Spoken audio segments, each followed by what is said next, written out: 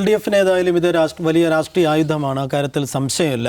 അതിൻ്റെ പണി LDF convener EP Jayarajan നിലവിൽ തുടങ്ങി വെക്കുകയും ചെയ്തിട്ടുണ്ട്. അദ്ദേഹത്തിൻ്റെ ഏറ്റവും പുതുതായി വന്ന ഒരു പ്രതികരണം, ഈ ലോക്സഭാ തെരഞ്ഞെടുപ്പിൽ കേരളത്തിലെ എല്ലാ മണ്ഡലങ്ങളിലും അതായത് LDFും BJPയും ആയിട്ട് നേരിട്ടുള്ള ഫൈറ്റാണ്. കോൺഗ്രസ് അവിടെ, UDF അവിടെ ഇല്ല. കാരണം ആളുകൾക്ക് ഇപ്പോൾ പ്രത്യേകിച്ച് മുസ്ലിം മൈനോറിറ്റിക്കൊന്നും കോൺഗ്രസ് ഒരു ഉൾക്കൊള്ളാവുന്ന പാർട്ടി എന്നുള്ള രീതിയിൽ നിന്ന് മാറിയിട്ടുള്ളതുകൊണ്ട് ഏറെക്കുറെ എല്ലാ മണ്ഡലങ്ങളിലും നേരിട്ടുള്ള മത്സരം LDFും BJPയുമാണ് എന്നുള്ളൊരു പ്രതികരണം അദ്ദേഹത്തിൻ്റെ ഭാഗത്തുനിന്ന് വരുന്നു.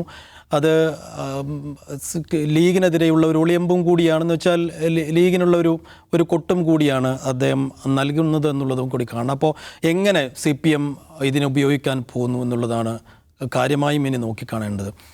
സാഹിബ്, സ്വാഭാവികമായും EP ഇതെങ്ങനെ വരും ദിവസങ്ങളിൽ ചർച്ചയാക്കാൻ പോകുന്നു എന്നുള്ളതിൻ്റെ ഒരു ഹിൻഡ് തന്നു കഴിഞ്ഞു. അപ്പം അതിൽ എത്ര ലീഗ് കയറിക്കൊളുത്താൻ ഉള്ളൊരു സാധ്യത എത്രത്തോളം ഉണ്ട്? നമ്മൾ കാണേണ്ടത് ഈ തെരഞ്ഞെടുപ്പ്, കേരളത്തിലെ തെരഞ്ഞെടുപ്പ് രാഷ്ട്രീയത്തിൽ ഈ ഇടതുപക്ഷ നേതാക്കന്മാർ നടത്തിയിട്ടുള്ള പല സന്ദർഭങ്ങളിൽ നടത്തിയിട്ടുള്ള പ്രസ്താവനകൾ ചെറിയൊരു സ്റ്റേറ്റ്മെൻ്റ് ആയിരിക്കും, അല്ല പീസ് ഓഫ് സ്റ്റേറ്റ്മെൻ്റ് ഒക്കെ ആയിരിക്കും. പക്ഷേ അത് മൊത്തം തെരഞ്ഞെടുപ്പിനെ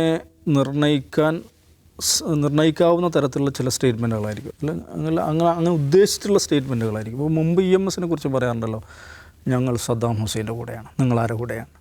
ഒരു പഞ്ചായത്ത് തിരഞ്ഞെടുപ്പിലാണ് ചോദിച്ചത് കേട്ടോ. അന്ന് മറ്റേ ഇറാഖിൽ ആ പ്രശ്നങ്ങൾ നടക്കുന്ന സമയമാണ്. കേരളത്തിൽ സദ്ദാം ബീച്ചും ഒക്കെ സദ്ദാം ഹുസൈൻ ഇങ്ങനെ കത്തി നിൽക്കുന്ന സമയം. അപ്പോൾ ഞങ്ങൾ സദ്ദാമിൻ്റെ കൂടെയാണ്, നിങ്ങളാരുടെ കൂടെയാണ് എന്ന് അദ്ദേഹം ഈ ലോക്കൽ ബോഡി ഇലക്ഷൻ്റെ സമയത്ത് ചോദിച്ചിട്ടുണ്ട്. കുഞ്ഞുമാണി, കുഞ്ഞൂഞ്ഞ്, കുഞ്ഞാലിക്കുട്ടി ഭരണമാണ് വരാൻ പോകുന്നതെന്ന് പറഞ്ഞിട്ട് പ്രസംഗിച്ച് നടന്നത് ആരാണ്? VS അച്യുതാനന്ദൻ. ആ ഒരു പെട്ടെന്ന് നോക്കുമ്പോൾ ഒരു നിർദോഷമായൊരു സാധനമായിട്ട് തോന്നുമല്ലോ അത്. കുഞ്ഞുമാണി, കുഞ്ഞാലി, കുഞ്ഞൂഞ്ഞ്, അതാണ്. പക്ഷേ അതിൻ്റെ ഒരു പൊളിറ്റിക്കൽ മെസ്സേജിങ് ഉണ്ടല്ലോ, അത് ഭീകരമാണ്. ഭീകരം വെച്ചാൽ വർഗീയമാണ്, ശുദ്ധ വർഗീയതയാണത്. പക്ഷേ പിന്നെ ഈ 87 ശരീഅത്ത് വിവാദത്തിന് ശേഷം EMS പറഞ്ഞിട്ടുണ്ട്, ഞങ്ങൾ എന്താണ് ഈ കേരള കോൺഗ്രസ് ഒഴിവാകുന്നു, അഖിലേന്ത്യാ ലീഗും ഉണ്ടായിരുന്നു, അവരൊക്കെ ഒഴിവാക്കിക്കൊണ്ട് ഈ ശുദ്ധ മതേതര മുന്നണിയാണ് മത്സരിക്കുന്നതെന്ന സ്വഭാവത്തിൽ അദ്ദേഹം പ്രസംഗിക്കുന്നുണ്ട്. കോടിയേരി ബാലകൃഷ്ണൻ്റെ പ്രസ്താവനയുണ്ട്, എന്താണ്? അമീർ ഹസൻ കുഞ്ഞാലിക്കുട്ടി സഖ്യമാണ്. അപ്പോൾ ഇങ്ങനെയുള്ള സ്റ്റേറ്റ്മെൻറ്റുകൾ തിരഞ്ഞെടുപ്പിൻ്റെ മൂർധന്യതയിൽ ഇറക്കുക എന്നുള്ളത് CPM ലീഡർഷിപ്പിൻ്റെ ഒരു പതിവാണ്. അതിൽ നല്ലൊരു ശതമാനം വർഗീയമായി ജനങ്ങളെ വിഭജിച്ച് വോട്ട് നേടാനുള്ള ഏർപ്പാടാണത്. പക്ഷേ അതിനെ കാണേണ്ടത് ഒരു സ്റ്റേറ്റ്മെൻറ്റ് മാത്രമായിട്ടല്ല, അത് തിരഞ്ഞെടുപ്പിൽ അവരുടെ ലാക്ക് എന്താണ് എന്ന് അതിൽ നിന്ന് മനസ്സിലാവും. അത് തന്നെയാണ് ഈ EP ജയരാജൻ്റെ പ്രസ്താവനയിലുള്ളത്. EP ജയരാജൻ്റെ പ്രസ്താവനയുടെ ചുരുക്കം എന്താണ്? ഇവിടെ മത്സരം ആരാണ്? LDFും BJPയും തമ്മിലാണ് മത്സരം എന്ന് പറയുമ്പോൾ, അങ്ങനെയല്ല എന്ന് എല്ലാവർക്കും അറിയാമല്ലോ. എന്ന് പറയുന്നത് അതിൻ്റെ ഉദ്ദേശം എന്താണ്? കേരളത്തിലെ ലോക്സഭാ തെരഞ്ഞെടുപ്പിലെ മത്സരം, അതിലെ രാഷ്ട്രീയം എന്താണ്? മോഡിയുടെ നേതൃത്വത്തിലുള്ള BJP ഗവൺമെൻറ്റിനെതിരെ ആരാണ് ഏറ്റവും ശരിയായ നിലപാടെടുക്കാൻ സാധിക്കുന്നവരല്ല. മോഡിയെ തോൽപ്പിക്കാൻ ആർക്കാണ് സാധിക്കുക എന്നുള്ളതാണല്ലോ കേരളത്തിലെ മഹാഭൂരിപക്ഷം വോട്ടർമാരുടെയും മുമ്പിലുള്ള ഒരു ചോയ്സ് എന്ന് പറയുന്നത്. അപ്പോൾ അതിൽ ഞങ്ങൾ BJPക്കെതിരെ നേരിട്ട് ഞങ്ങളാണ് BJPയെ തോൽപ്പിക്കുന്നത്, കോൺഗ്രസ് അപ്രസക്തമായിരിക്കുന്നു, ഞങ്ങളും BJPയും തമ്മിലാണ് എന്നൊരു സന്ദേശമാണ് അതിലൂടെ കൊടുക്കുന്നത്. അപ്പോൾ അതിലൂടെ BJPക്കെതിരെ എൻ്റെ വോട്ട് എന്ന് വിചാരിക്കുന്ന ഒരു വോട്ടറുടെ ഫസ്റ്റ് പ്രിഫറൻസ് ആയിട്ട് ആര് വരണം? LDF വരണം, അല്ലെങ്കിൽ CPM വരണം എന്നുള്ളതാണ് അതിലെ ലളിതമായ ചിന്ത. അത് ദീർഘമായ മറ്റൊരു പദ്ധതിയുണ്ട്. അതെന്താണെന്ന് ചോദിച്ചാൽ, കേരളത്തിൽ CPMനെ സംബന്ധിച്ചിടത്തോളം ബംഗാളിലേതുപോലെ നിരന്തരം ഭരണത്തിൽ തുടരാനുള്ളൊരു വഴി എന്താണെന്ന് ചോദിച്ചാൽ, കോൺഗ്രസ് ദുർബലമാവുക, മുഖ്യ പ്രതിപക്ഷമായിട്ട് BJP ഉണ്ടാവുക എന്നുള്ളതാണ്. അങ്ങനെ സംഭവിച്ചു കഴിഞ്ഞാൽ കോൺഗ്രസ് 3-ാം സ്ഥാനത്തേക്ക് പോവുകയും BJP 2-ാം സ്ഥാനത്തേക്ക് വരികയും ചെയ്യുന്ന ഒരു ഘട്ടത്തിൽ CPM എന്ന് പറയുന്ന മഹാമേരുവായിട്ടുള്ള അതിവിപുലമായ സംഘടനാ സംവിധാനമുള്ള ഒരു വലിയ ജനകീയ പ്രസ്ഥാനം, അതിൻ്റെ ശക്തി, അതിൻ്റെ കൂടെ കേരളത്തിലെ പ്രബലമായ ന്യൂനപക്ഷമായിട്ടുള്ള മുസ്ലിം സമുദായം, അവർ എൻ ബ്ലോക്കായിട്ട് ആരുടെ കൂടെ നിൽക്കും? CPMൻ്റെ കൂടെ നിൽക്കും. കാരണം 2-ാം സ്ഥാനത്ത് ആരാണ്? BJP ആണ്. അപ്പം ഈ പറയുന്ന ന്യൂനപക്ഷ വിഭാഗത്തെ സംബന്ധിച്ചിടത്തോളം LDFൻ്റെ കൂടെ CPM-ൻ്റെ കൂടെ നിൽക്കുകയല്ലാതെ ഒരു തേർഡ് ഓപ്ഷൻ ഇല്ല. അപ്പോൾ അങ്ങനെ നിതാന്തം BJP-യെ 2ാം സ്ഥാനത്ത് കൊണ്ടുവന്നാൽ, കോൺഗ്രസിനെ 3ാം സ്ഥാനത്തേക്ക് മാറ്റി BJP-യെ 2ാം സ്ഥാനത്തേക്ക് കൊണ്ടുവന്നാൽ നിതാന്തം ഭരണത്തിൽ തുടരാൻ സാധിക്കും എന്നൊരു ദീർഘകാല ആലോചന CPM-ലുണ്ട്. ആ ആലോചനയുടെ ഫലമായിട്ടാണ് ഈ മുസ്ലിം ലീഗിനെ എല്ലാ ദിവസവും സോപ്പിട്ടുകൊണ്ടിരിക്കുന്നത്. CPM-ൻ്റെ നേതാക്കന്മാർ മുസ്ലിം ലീഗിനെ പ്രശംസിക്കാത്ത ദിവസങ്ങളുണ്ടോ? കഴിഞ്ഞ ഒരു 1.5 വർഷം എടുത്തു നോക്കൂ. മുസ്ലിം ലീഗിനെ വിമർശിക്കില്ലെന്ന് മാത്രമല്ല, അതിനെ നിരന്തരം പ്രശംസിച്ചുകൊണ്ടിരിക്കും. ഇന്നും EP ജയരാജൻ മുസ്ലിം ലീഗിനെ കുറിച്ച് പറഞ്ഞു, മുസ്ലിം ലീഗ് ആലോചിക്കണം. അപ്പോൾ ആ പറഞ്ഞത് ഒരു ദീർഘകാലമായ ഒരു രാഷ്ട്രീയ പദ്ധതി, ഒരു അജണ്ട അതിനകത്തുണ്ട്. എന്ന് വെച്ചാൽ ഇത് തന്നെയാണ്, CPM അല്ലാതെ LDF അല്ലാതെ ഒരു തേർഡ് ഓപ്ഷൻ ഇല്ല എന്ന ഒരു സെക്കൻഡ് ഓപ്ഷൻ ഇല്ല എന്നൊരു ചിന്തയിലേക്ക് മുസ്ലിം സമൂഹത്തെ കൊണ്ടുവരിക.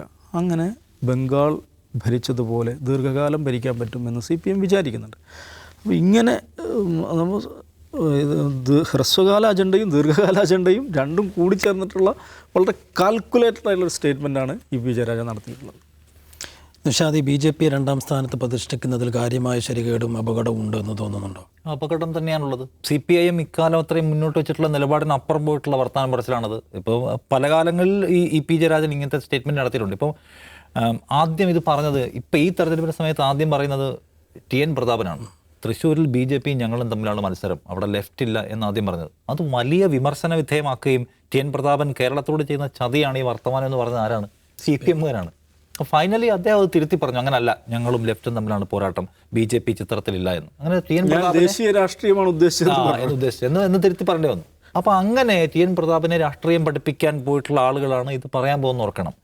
ഇതിൻ്റെ ഒരു ചരിത്രം പരിശോധിച്ചാൽ ഇപ്പോൾ 2015 അരുവിക്കര ഉപതെരഞ്ഞെടുപ്പ് സമയത്താണ്, ഇലക്ഷന് തൊട്ട് മുൻപ് അന്നത്തെ മുഖ്യമന്ത്രിയായിരുന്നു ഉമ്മൻചാണ്ടി അരുവിക്കരയിൽ ലെഫ്റ്റ് ഇല്ല, ഞങ്ങളും BJP-യും തമ്മിലാണ് ഫൈറ്റ് എന്ന് പ്രഖ്യാപിക്കുന്നത്. അത് ഭയങ്കര ഷാർപ്പായിട്ടുള്ളൊരു പൊളിറ്റിക്കൽ സ്ട്രാറ്റജി ആയിരുന്നു. അത് ഗുണപ്പെടുകയും അവരവിടെ വിജയിക്കുകയും ചെയ്തു.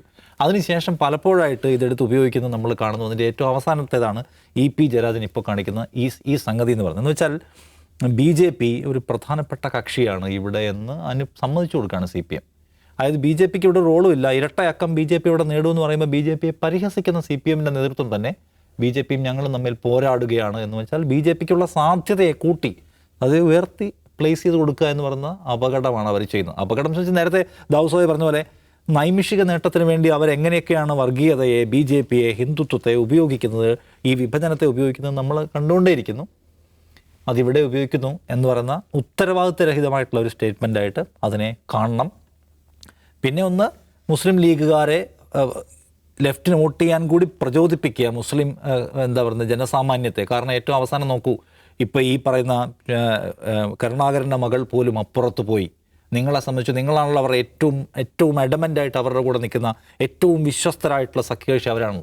നിങ്ങൾക്ക് കൂടെ നിൽക്കാൻ പറ്റുന്നവരല്ല, അവരെ ഉപേക്ഷിച്ചേക്കൂ എന്ന് മുസ്ലിം ജനസാമാന്യത്തോട് മുസ്ലിം ലീഗ് അണികളോട് പറയാൻ ശ്രമിക്കുകയാണ്. മുസ്ലിം ലീഗ് അണികളെ അതിന് പരുവപ്പെടുത്തുക കൂടി ചെയ്യുകയാണ്. ഇപ്പം നേരത്തെ നമ്മൾ പലകുറി മുസ്ലിം ലീഗിൻ്റെ 3ാം സീറ്റും അതിൻ്റെ തുടർ ലക്ഷ്യങ്ങളെയും കുറിച്ച് ഇവിടെ സംസാരിച്ചിരുന്നു. അപ്പോൾ എന്താണ് ഈ 3ാം സീറ്റ് കിട്ടാതെ വരുന്ന സാഹചര്യത്തിൽ മുസ്ലിം ലീഗിൻ്റെ ടോപ്പ് ലീഡർഷിപ്പിലുള്ള ആളുകൾ കാണുന്ന കിനാവ് എന്താണ്? ഓൾറെഡി നമ്മൾ കോൺഗ്രസിൽ നിന്ന് അപമാനിക്കപ്പെട്ടു, നമുക്ക് പോകാനുള്ള സമയമായി എന്ന് വിചാരിക്കുന്ന ആളുകൾക്ക് ഒരു കാരണം കൂടെ പറയാൻ കിട്ടിയിരിക്കുന്നു. എന്താണ്? നോക്കൂ, പത്മജ വേണുഗോപാലിനെ പോലുള്ള ആളുകൾ പോലും അപ്പുറത്ത് പോയി, നമുക്ക് പോകാനുള്ള വേഗത കൂടിക്കൂടി വരികയാണെന്ന് അവർക്ക് പറയാൻ കഴിയുന്ന ഒരു സാഹചര്യം. അതിനാവശ്യമായിട്ടുള്ള പ്ലോട്ട് ബിൽഡ് ചെയ്യുകയാണ് ഇപ്പോൾ EP ജയരാജൻ്റെ നേതൃത്വത്തിൽ നിന്ന് കാണണം. ഇനിയിപ്പോൾ ഈ ഇലക്ഷൻ കഴിഞ്ഞിട്ട് കോൺഗ്രസിൻ്റെ നമ്പർ കുറയുകയും ലെഫ്റ്റ് ഒരു മേൽക്കൈ എടുക്കുകയും ചെയ്യുകയാണെങ്കിൽ വീണ്ടും അവരെ പ്രചോദിപ്പിക്കുന്ന, പോകാൻ കഴിയുന്ന തരത്തിൽ കാരണങ്ങൾ ഉണ്ടാക്കുകയും അവരുടെ തിയറിക്ക് കൂടുതൽ ആധികാരികതയും സാധൂകരണവും വരുന്ന ഒരു സിറ്റുവേഷൻ ഉണ്ടാവുകയാണ്. അപ്പോൾ അത് ഉണ്ടാക്കുക എന്ന ലക്ഷ്യവും കൂടി ഇതിനകത്തുണ്ട്. പക്ഷേ CPM പറയുന്ന രാഷ്ട്രീയവും ഇപ്പോൾ പറഞ്ഞുകൊണ്ടിരിക്കുന്ന കമൻറ്റുകളും തമ്മിൽ ബന്ധമില്ല എന്നതും, അത് CPM മുന്നോട്ട് വെക്കുന്ന രാഷ്ട്രീയത്തിനെതിരാണെന്നുള്ളതും, അത് കേരളത്തിൻ്റെ സാമൂഹ്യ മനസ്സിന് എതിരെ നിൽക്കുന്ന സംഗതിയാണെന്നും അവർ മനസ്സിലാക്കിക്കൊള്ളട്ടെ എന്ന് മാത്രമേ നമുക്ക് ഇതിനകത്ത് കമൻറ്റ് ചെയ്യാനുള്ളൂ.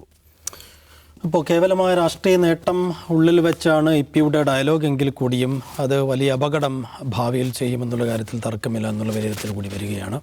ഔട്ട് ഓഫ് ഫോക്കസ് അവസാനിക്കുന്ന നാളെ വീണ്ടും ഇരിക്കാം. നമസ്കാരം.